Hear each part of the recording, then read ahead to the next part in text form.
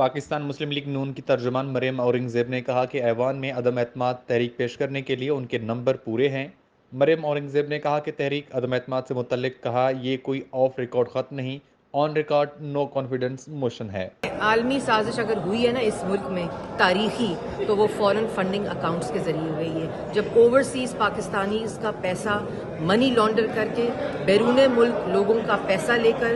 جس کے اندر nationalities declare نہیں کی گئیں، جو پی ٹی آئی کے اپنے پارٹی اکاؤنٹس ہیں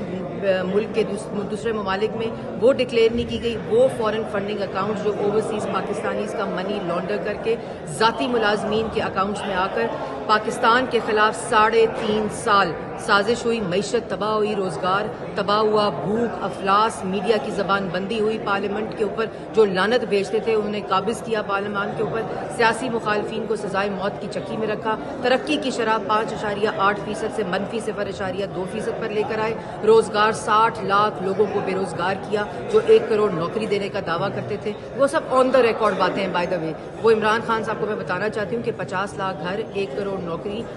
IMF نہیں جاؤں گا، 90 دن کا پلان، 100 دن کا پلان، یہ سب آن دا ریکارڈ باتیں آپ نے کی ہیں۔ یہ وہ خط نہیں ہے جو آپ نے جیب میں ڈالا اور جیب سے نکالا۔ اس لیے پاکستان کی عوام آپ سے نہ آپ کا مذہب پوچھ رہی ہے، نہ کسی بیرون ملک سازش کے ڈھونگ اور اس میں آئے گی کسی نہ کسی، یہ جو بہروپیے ایک تماشا لگائی رکھتے ہیں اس میں آئے گی۔ آج پاکستان کی عوام آپ سے آپ کی کارکردگی پوچھ رہی ہے، اپنی روٹی مانگ رہی ہے، اپنی دوائی مانگ رہی ہے، اپنی گیس اور بجلی مانگ رہی ہے، اور جو آپ نے پاکستان کی عوام کے ساتھ کیا ہے اس اعمال نامے کا جواب اور حساب مانگ رہی ہے۔ رہنما مسلم لیگ نون کا کہنا تھا کہ ابھی ساری توجہ عدم اعتماد پر ہے، اس کے بعد بیٹھ کر طے کریں گے۔ وش نیوز، اسلام آباد۔